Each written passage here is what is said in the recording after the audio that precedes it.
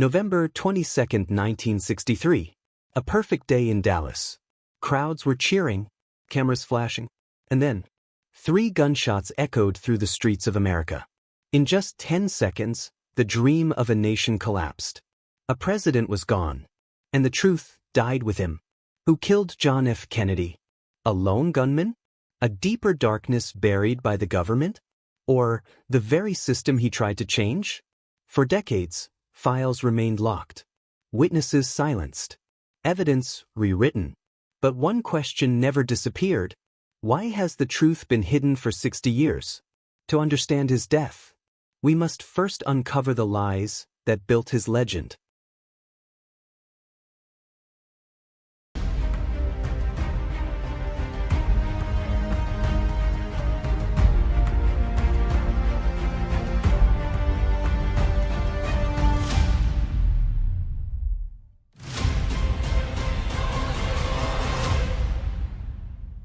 John Fitzgerald Kennedy was born in 1917 into a wealthy but restless home. His father, Joseph Kennedy, made his fortune in bootlegging. He dined with politicians, made deals with gangsters. Every handshake was an investment, every friendship a debt to be collected. There was discipline in the house, but no love. The children weren't raised, they were engineered. Failure was forbidden. There was only one rule: win or disappear. Jack was a frail child. Chronic back pain, stomach crises, secret surgeries. But his mind was sharp as a blade.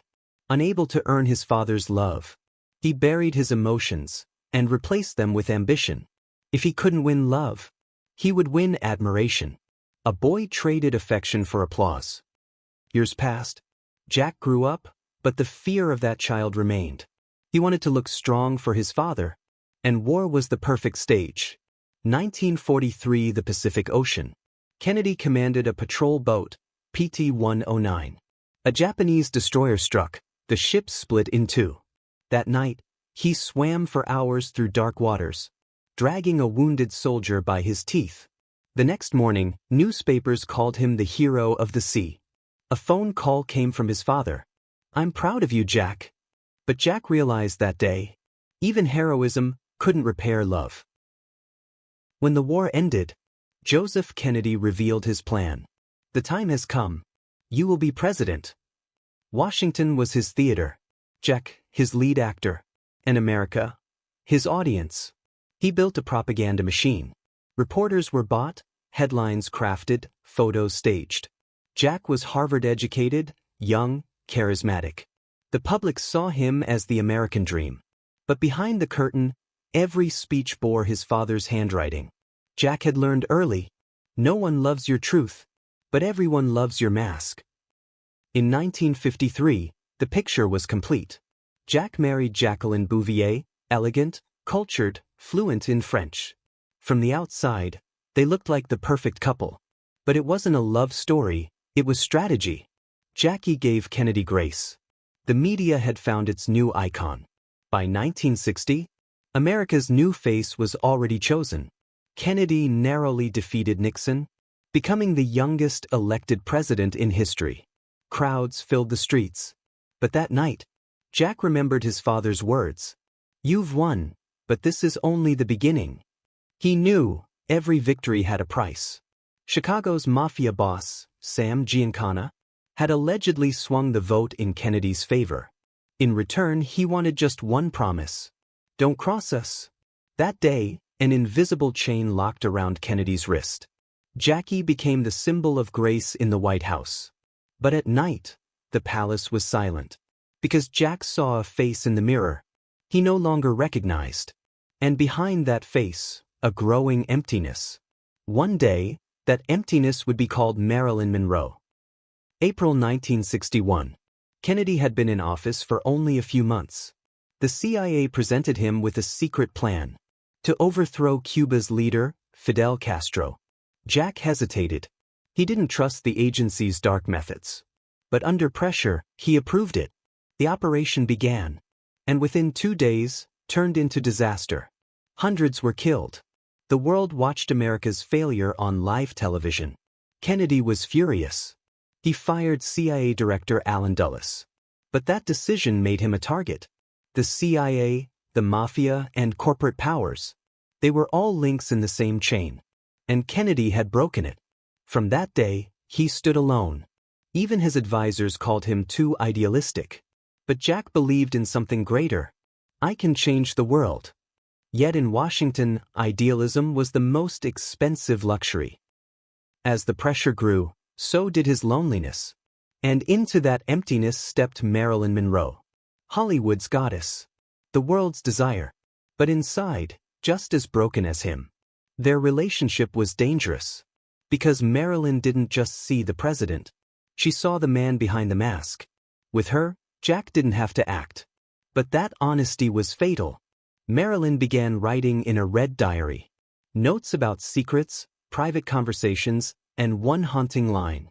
I know too much, and I'm scared. The FBI labeled her. Subject, in the security risk. And on August 4, 1962, Marilyn was found dead. Official cause, probable suicide. But phone records vanished. The diary disappeared. When Kennedy received the morning report, he said nothing. Because he knew. A secret had died. That night, he felt fear for the first time. He understood. It's not who you're with, it's who knows. By late 1962, Kennedy was surrounded by enemies. The CIA said he betrayed them. The Mafia said he used them. The Pentagon said he was weak on communism. But Kennedy refused to yield. He spoke of peace, of ending the nuclear race, of pulling troops out of Vietnam. In Washington's darkest rooms, those words were considered betrayal. At night, pain shot through his spine. Morphine dulled the ache, but not his thoughts. He stared into the mirror and whispered, "Am I becoming my father?" November 22, 1963. Dallas. His advisors warned. It's dangerous. He just smiled. If someone wants to kill me, nothing can stop them. That morning, the sky was clear. As he got into the car, he turned to Jackie. It's going to be a beautiful day. 12:29. The Lincoln limousine turned onto Elm Street. The first bullet missed.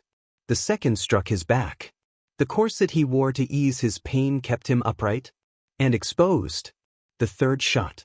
Jack's head snapped back. Then, silence. In that moment, not only a president died, but America's innocence. Parkland Hospital. Kennedy was gone. The nation froze. Within hours, Lee Harvey Oswald was arrested. 2 days later, he too was killed. On live television. The shooter, Jack Ruby, a nightclub owner with Mafia ties. Witnesses vanished. Evidence destroyed. The FBI sealed the files.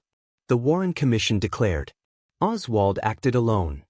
But autopsy reports didn't match. A doctor whispered. The bullet came from the front. The truth was bleeding out. Robert Kennedy swore to avenge his brother. In 1968 he ran for president. And he was shot. The Kennedy family, once America's royalty, had become its tragedy. Joseph Kennedy outlived his sons. Before his death, he said only one sentence. I made them strong, but strength sometimes angers God. 60 years have passed. The files remain sealed. Some pages, completely blacked out. 2 words remain. Top secret. Was it the CIA? The Mafia? Fidel Castro? Or America's own heart? Maybe all of them. Maybe none. But one truth remains. On that day in Dallas, more than a man died. A nation's faith died with him. And perhaps, being too strong, sometimes makes even God angry.